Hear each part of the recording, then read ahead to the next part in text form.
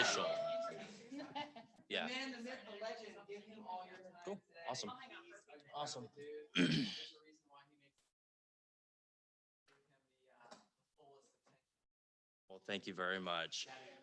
I'm Kevin Kolstad. I work on the Litton Keats real estate team. I was their lead buyer's agent all last year and parts of this year, and kind of transitioned this year. But we did about 160 units, and of those, I did a little over 80 buyers last year on my side. So I have an okay idea on how to work a buyer, I think. We'll see.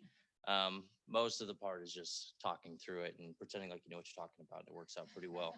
So I'll teach you guys how to do that. Yeah, absolutely. Teach you guys how to do that. So, oh, I already messed it up. I don't know how to skip. Cool. Thank you. Now it'll work. Cool. Awesome.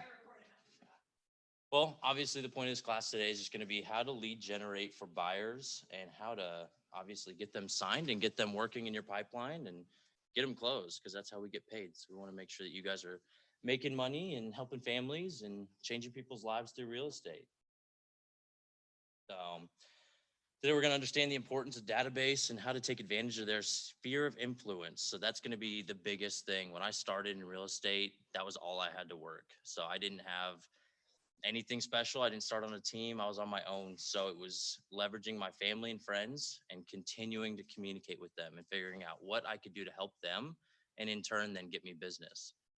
So that was the first way I got into real estate. And that's really, I think, how I kind of attribute a lot of my success at this point, is grinding it out with my family and friends. So that's probably, what I think I can bring to this class most. So these are actually some fun stats here. 89% of buyers purchase their home through a real estate agent, which is great for you guys. It means you guys have a really good opportunity at getting some clients here and letting them, trust you, and you can help them out. 41% of those buyers found their agent through a referral, friends or family. So almost half of those people were referred by, friends, family, past clients, anything like that. So that just means the more you're in front of your family, telling them that you're a real estate agent, you're somebody that they can like, trust, and, will do a good job, you've got a good opportunity. 75% of buyers interviewed only one real estate agent during their home search. So this is huge. If you can lock it down and do a great pre-qualification during the appointment, the chances are they're not going to go and search for somebody else. They're going to trust you, and you're going to be able to solidify and work with that client right off the bat. 51% of buyers visited an open house as a way to search for homes. I think this is one of the easiest, most fun ways to try and find clients at the beginning, is working open houses. It gives you an opportunity to learn how to talk to random people that come in a door who don't know or trust you yet, and get an opportunity to convert that person into a possible signed client. But it also gives you a great opportunity as well as looking at houses. So when it's slow, you're able to kind of look at a home, see what you like about the house, what you don't like about the house, how you would show that to a client, kind of shadow show it. And I think that's an awesome, awesome opportunity there. Taking all these statistics into play here, how do you guys think that you're going to try and find clients? What do you think some of the best bets, or something that you would like to search for clients in? Yeah? Yeah? Oh, sorry. Yeah, I gotta bug you guys to use the microphone. How did that go for you as far as finding your first client in an open house? Well, Yeah? they called me the next day and they wanted to make an offer, but it was already under contract. And then Okay. I said, but I'll help you find a different house. And I did. Absolutely. Yeah. Okay. And so right off the bat, they kind of just trusted you, or did you create a relationship at the open house? How did you do it? I think it was luck. They trusted me right away. Yeah.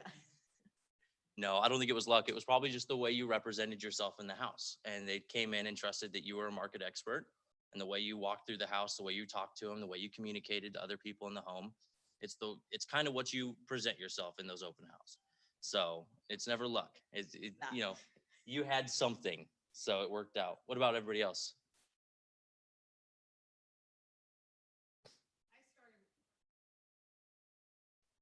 Yeah. Long-term nurture. Absolutely. Because all of our kids. Yeah. So I'm trying to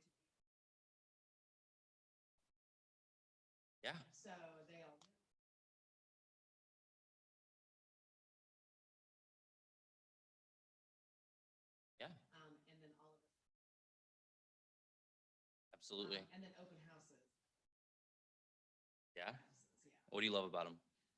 I just love interacting with people.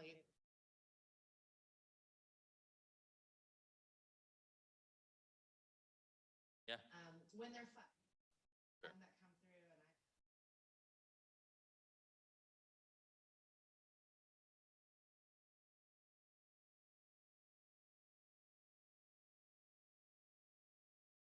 Absolutely. When you said that you're kind of communicating with the sphere, how are you doing that? Is that, so Facebook, yeah, messages. absolutely. Started really the phone call process.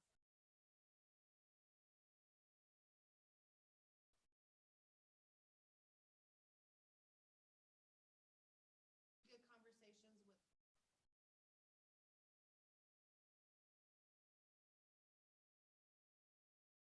I need to have a Yeah, absolutely.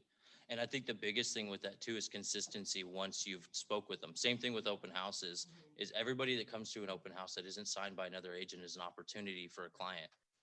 And looking at them that way and keeping consistent when they come to those open houses and then continuing to communicate with them is going to be your ticket into being their agent. Most people are going to drop off and forget about the person that came to an open house that isn't signed. So if you can just continue to communicate, that's an opportunity. What's up? I like it too because it's like really to mirror like Yeah, and, absolutely. Like, I mean, a cold call person, and that's like when it really matters. So you don't want to talk to them the way that. Oh, Yeah. So, Yeah, I'm just, absolutely. I'm just kidding. Yeah. So I really like that. So For sure. it helps me just practice mirroring and match people's personalities. Absolutely. And it puts you on the spot, which is great too. Where a phone call you can kind of avoid and get off the call quickly. If you're in front of somebody, you can't just run away and hide. So Yeah. you have to learn quick on the fly, and it gives you awesome at bats. The more That's opportunities right. and reps you get, the better you're going to be. Yeah, I completely agree. Anybody else?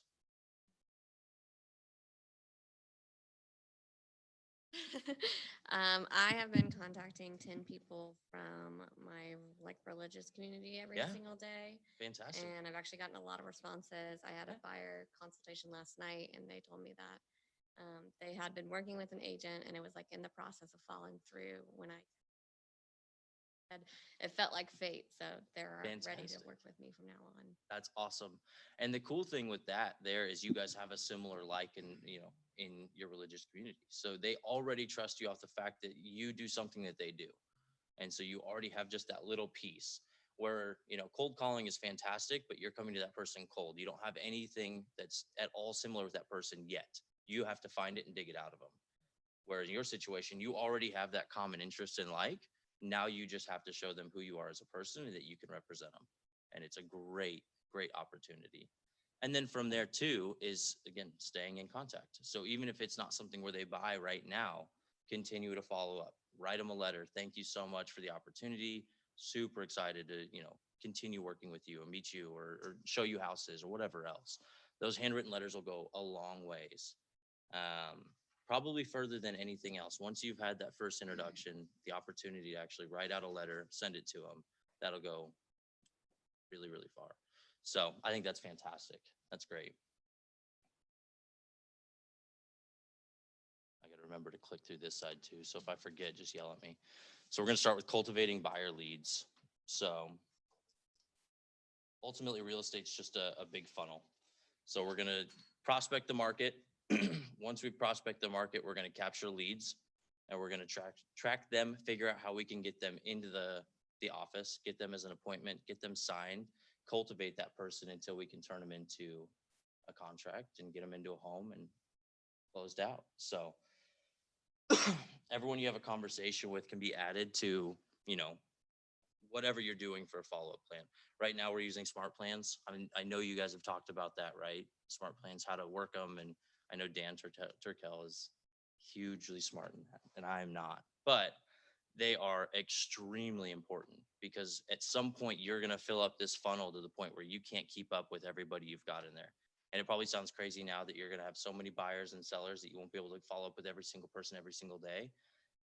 But it'll happen. It happens quickly if you're doing the right activities. So having those people on smart plans, having those people getting dripped on through different campaigns, that will make the world of difference because you're not going to lose touch with anybody. And it's going to make them feel super, super important because it continues to reach out, and it helps them grow, but it also helps you keep everything organized and helps those people nurture through the funnel. Have you guys started any smart plans with any clients yet? What have you started? I have.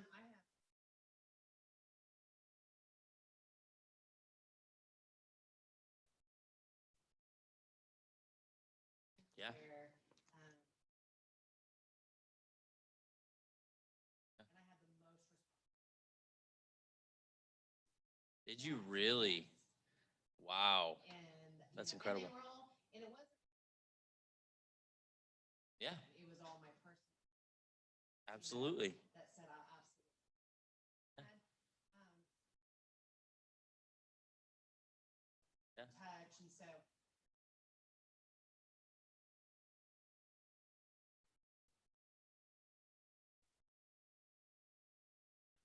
Yeah. And then,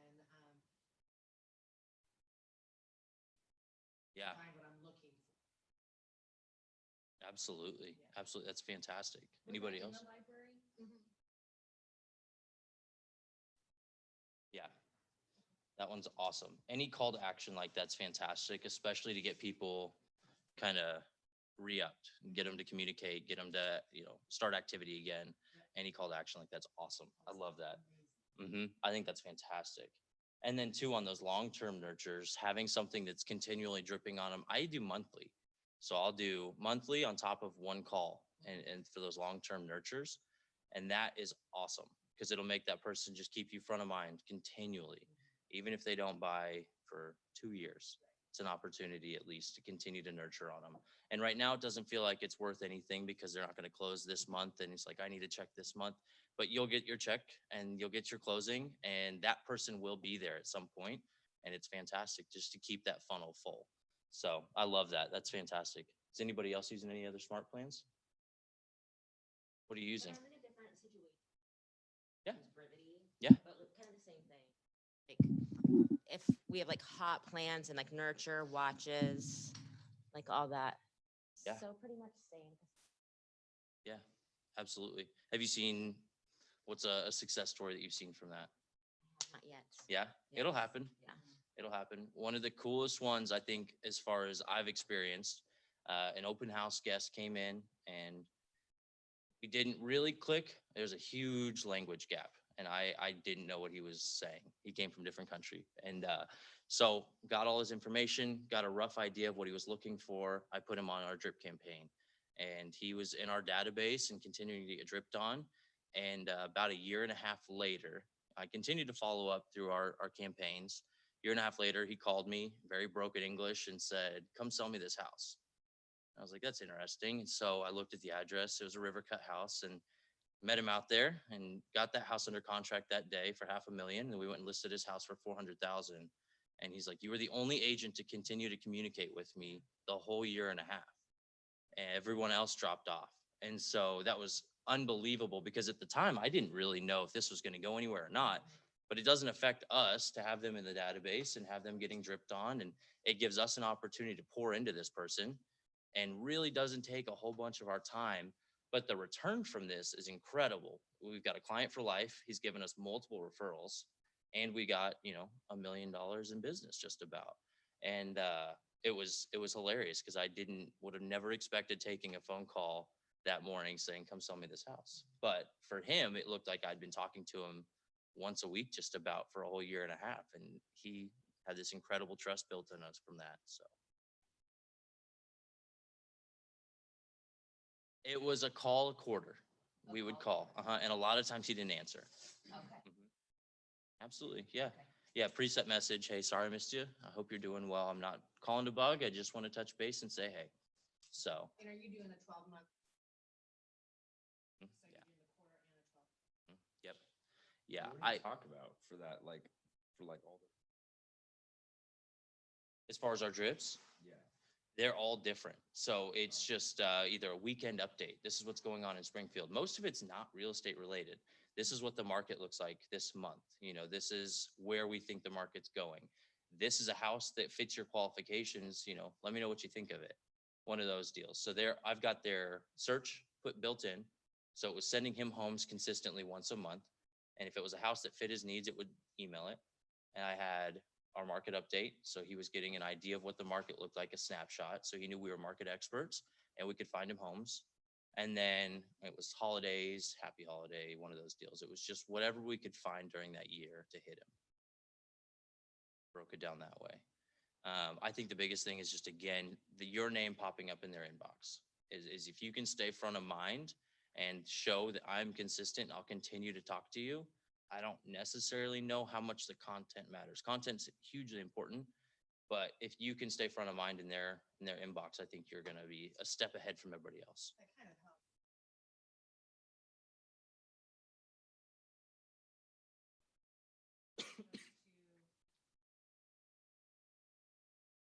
No, they're all canned. It'll put their name on the top though. Okay, I can't. Yeah, just and then it'll maybe, like,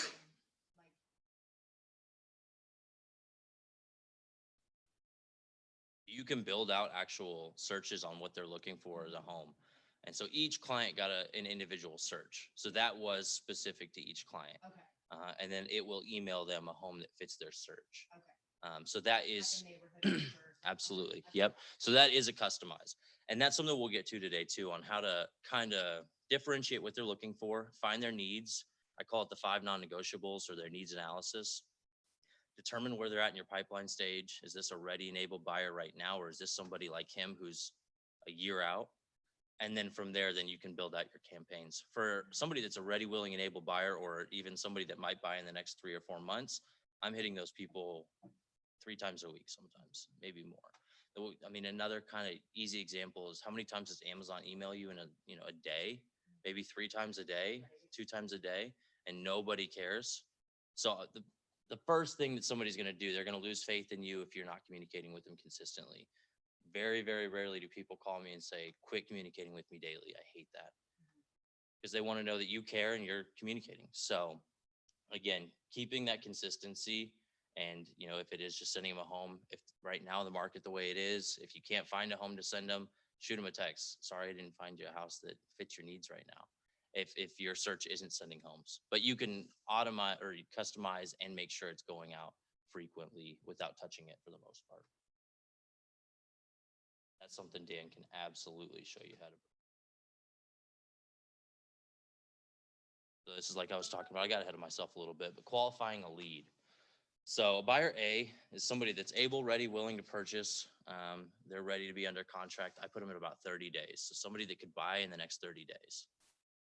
Buyer B is they're ready, willing, and able, but just not ready to buy quite yet. They might be a few months out, less than 6 months generally. I do 90 days on a buyer B. And a buyer C is not a huge need, not an immediate need. They're, not ready, willing, or able. They're just feeling out the market. And just like my example there, he was not ready at the time, but he was super interested in the real estate market, and somebody that I knew if he saw the right house, we could get it to accelerate quickly. And your constant focus is, how can I get a C to a B, and how can I get a B to an A, and continuing to move that pipeline stage and filter up. And putting these people, like you said too, in the neighborhood search and smart plans is going to be the easiest way to follow up with these people and get them from C to B and B to A in a timely manner, without you just breaking your back and trying to remember who these people are every single day. Because the goal here is trying to get as many people in it and building that pipeline and stacking it full and getting them to kind of move their way up the pipeline on their own and organically. Oops. This is the buyer lead sheet. And I believe you guys can download and pull this out yourself. The biggest thing for this is an easy way to get their information and make it feel pretty organic. So we want to know what the price point they're looking for is, what their motivation is, and maybe motivation level. So sometimes I'll even ask them, out of 1 being, I have no interest in buying, to 10 being, I need a house yesterday. Where are you at on this search? Where can I rank you? Kind of on a motivation level. Is this something that you want to have done today, tomorrow, yesterday? And it's an easy way at that point then to build out your campaigns and your smart plans and your neighborhood searches. If it's somebody that says, well, I needed a house yesterday, that's somebody who's an A buyer, ready, willing, and able. What time can we meet? I've got tomorrow at 1 o'clock or Friday at 3. I'd love to sit down with you. I'd love to go through what I can bring as far as value goes, go through the paperwork, the buyer's agreement, get it signed and start searching for a home. That's going to be the best way we can get you into a house quickly. If it's somebody that says, well, I'm probably a 3, I'm a ways out, I don't need a house, I'd like to buy, I'd like to move, but it's nothing urgent, then that's somebody that you can put into your smart plan, let them continue to get touched on until they start getting closer to that 5, 6, 7. Okay, now I'm an 8 motivation, I need a house. Bring them into the office. Let's go through the buyer's agreement. Let's go through your search. Let's update everything and then let's find you a home. So this is also where I go through the non-negotiables. There are 5 non-negotiables. So those are the things, if you don't see this in a house, you don't need to go look at the house. So if they have 4 kids, they need at least a 4-bedroom, and the home pops up and says it's a 3-bedroom, and they say, well, I want to see it. If it doesn't have a 4th bedroom, it's a non-negotiable.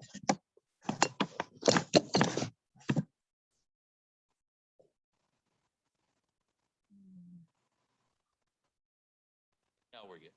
We'll just let Nicole talk if she wants to talk. So having those non-negotiables and being honest and just bringing those up to clients are going to help them instill trust in you as well. So I've done that quite a bit. I don't want to come across as rude, but if somebody tells me they need 4 bedrooms and it's a non-negotiable item and they send me a 3-bedroom and they want to go see it, that's going to waste both of our time. It's not going to be something that fits them. They already told me that that's not what they want. So I'll bring that up to them. Hey, when we met or when you told me what you're looking for, you said a 4-bedroom was a non-negotiable. This is only a 3-bedroom. What changed? Did you lose a kid? Or is it like, did they move out? What happened? And let them kind of tell you, well, I can't find any 4-bedrooms. We can make a 3-bedroom work. So we need to adjust your search and work it down from there. It gives you an opportunity, again, to touch that person, discuss something with them, have them build trust in you. And I think it's a great connecting point for you and them because they know that you're really looking out for their best interest and you're referring back to what they told you they have to have. So have you guys had any experiences in that at all yet where clients wanting to see something might not fit exactly what they're looking for? How have you handled it?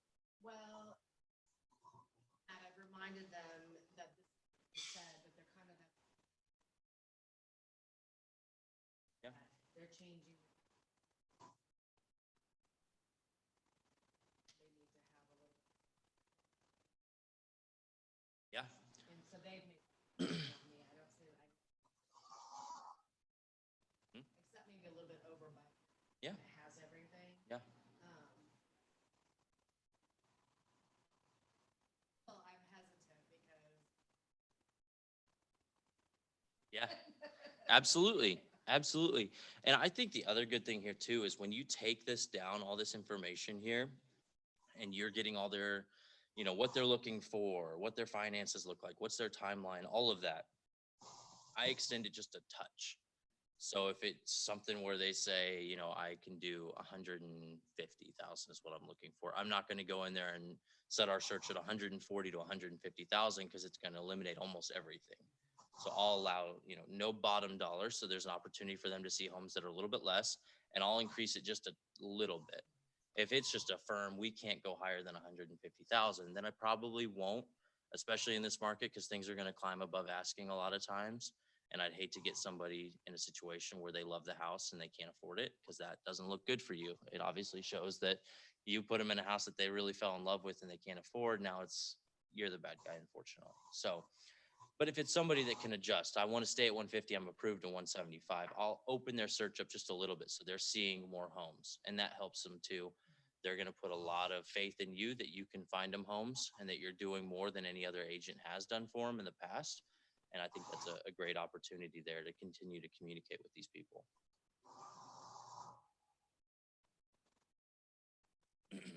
Let's actually, it might help a little bit. Why don't we role play a little bit of qualifying a buyer? Does anybody want to be a buyer? No? Okay, let's do it. Let's just, we walked in an open house. How about that? Nice to meet you. I'm Kevin Kolstad. Come on into the open house. Hey, Kevin. Absolutely. Absolutely. Good to meet you, Kirk. Hey, Kirk. So I know you looked at the house. What about this house did you like?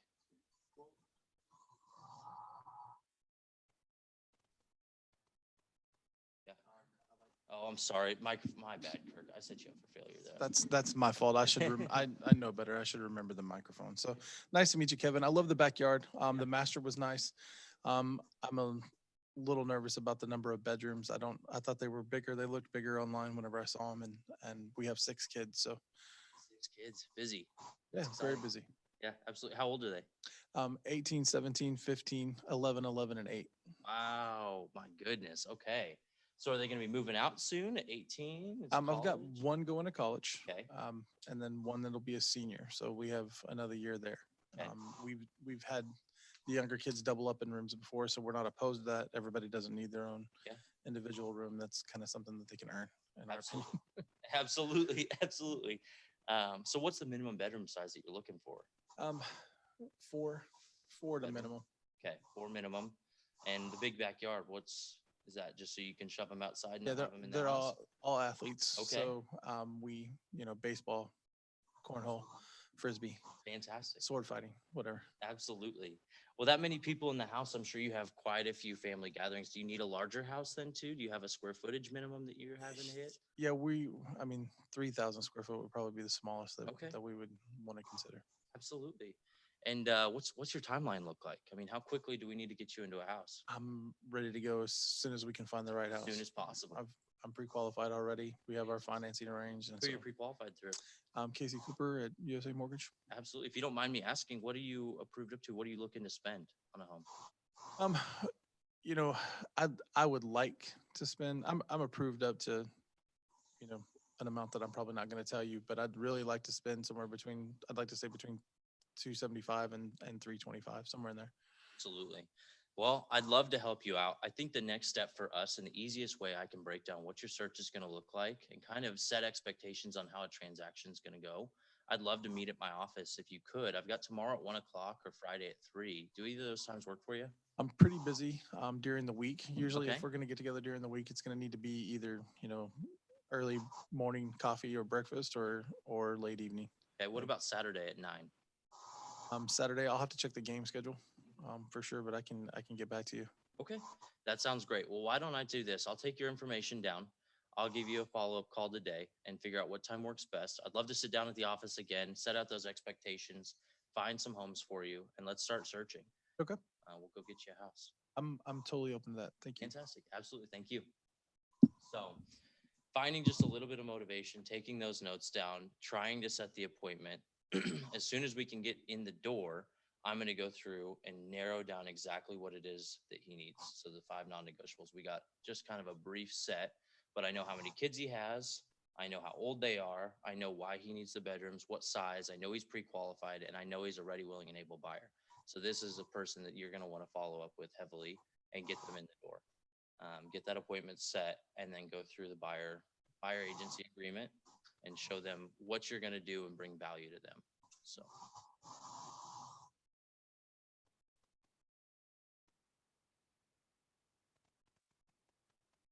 Yeah. Yeah, I mean, we can continue to push, but if he's just not sure, he's a little bit skeptical, a follow-up call and a note. And I've given him 3 options. Follow-up call and a note is going to be fantastic. Something else, just generally, whenever you're talking to somebody and they give you the information, if I'm the father of 6 and I'm at the open house by myself, do I keep the calendar? No way. If I'm keeping the calendar at my house, we're in big trouble. So Absolutely. you got to ask permission for sure. Absolutely. I also think something that's a great idea too. So when you give that follow-up call, make sure the decision makers are both going to be at the appointment. If he shows up by himself and he was already skeptical because he didn't know if he could set an appointment or not, because he didn't know what his calendar looked like, he's not going to be somebody that's going to actually be able to pull the trigger at that appointment. So that's another thing on that follow-up call. I'm going to go through and just say, hey, I'd love it if you and your wife can be at this appointment. I'd like to have both decision makers there so I can speak to both of you, figure out exactly what you're looking for, how I can help you, and how we can get the next step set. So that is, I think, one of the most important things on that follow-up call when I'm setting the appointment is getting every decision maker in the house there. And if you can, try and get them to come without their children, so they can really devote all their focus into that appointment and take it very seriously. Why don't you guys partner up? I think we have an even number and role play some of these questions and figure out how to get what they're looking for. Go through kind of their needs analysis quickly if it's an open house or if it's a sphere of influence call, and see how you can get them set up on a search. Yep. Yeah, it'll be your buyer's lead sheet questions.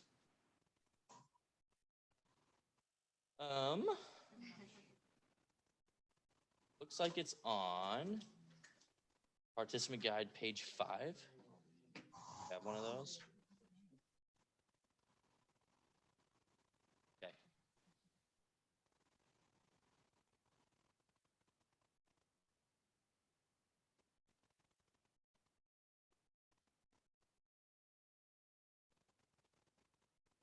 If you want to find a partner and role play the buyer lead sheet question. Awesome.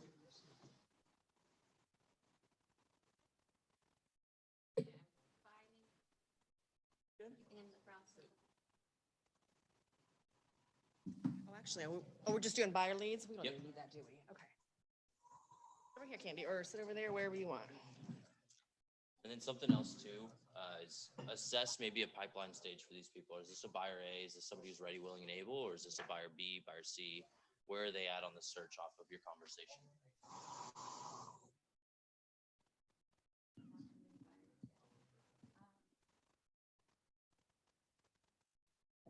Fantastic. Wow. Fantastic. Actually, the first day I got.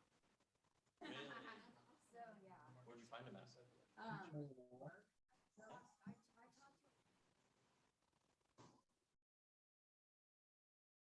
We're doing a breakout session in buyer presentations.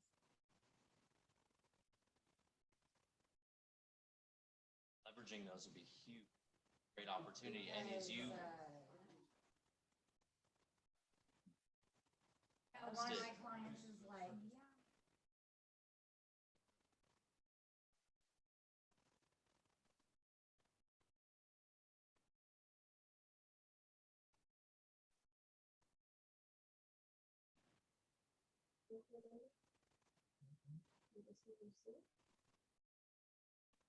Oh, good for you. So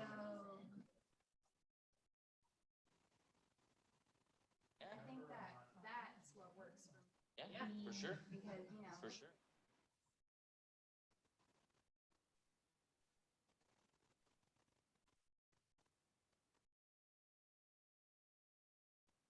Yeah. Hires for.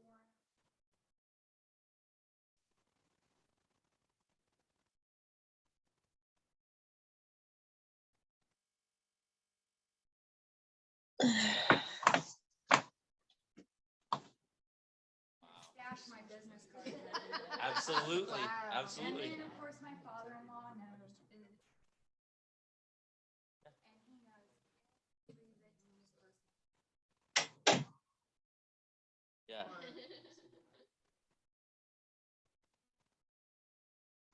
Absolutely. So, I mean. Well, this is going to help you then too, assessing where they're at in the pipeline, what they need, and finding their motivation. I mean, a So lot of things that you. that's great. It's kind of like. You're on the right track. Yeah, I'm on the right track. absolutely. But maybe I should stay some more. Yeah. But I'm just, I don't know that person. Absolutely. People hate that. Yeah. People hate that. Yeah, absolutely.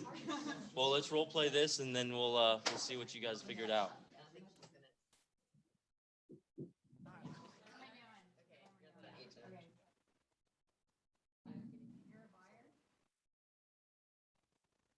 One of your referrals here. So how would you pre-qualify one of your referrals when somebody hands you a referral? So she'll be one of your referrals. A lot of times, you know.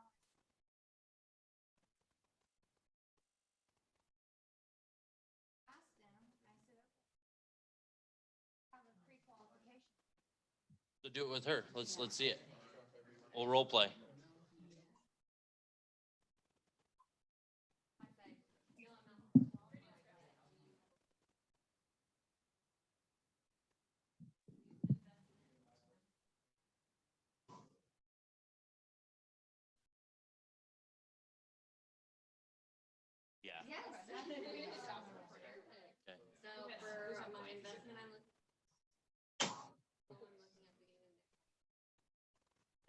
I had it